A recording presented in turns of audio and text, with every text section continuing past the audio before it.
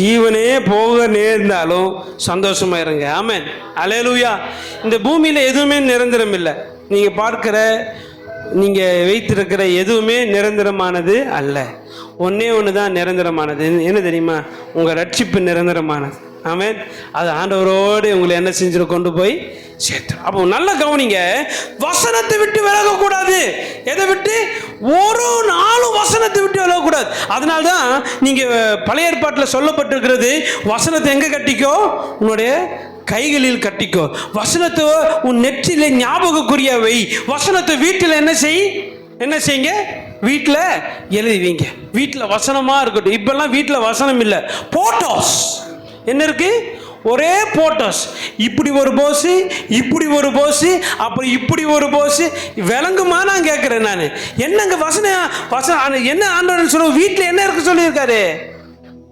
நம்ம வாக்குத்தத்த வசனத்தை நான் எல்லா வீட்டுக்கு போனாலும் நான் போனோன்னே என்ன செய்ய, தேடி பார்ப்பேன், எங்கடா காணுமே, கஷ்டப்பட்டு கொடுத்தோமே. சில வீட்டில் கேலண்டர் இந்த என்ன மாதம் இது, ஆனால் இன்னும் ஜனவரியிலே தொங்குது. இன்னும் எப்படி தொங்குது? டெய்லி ஒரு வசனம் படிங்க. அதுக்காக தானே கேலண்டர். இன்னும் எப்படியே தொங்குது? நானாகவே இருக்கிறேன். நான் எப்படி இருக்கிறேன்?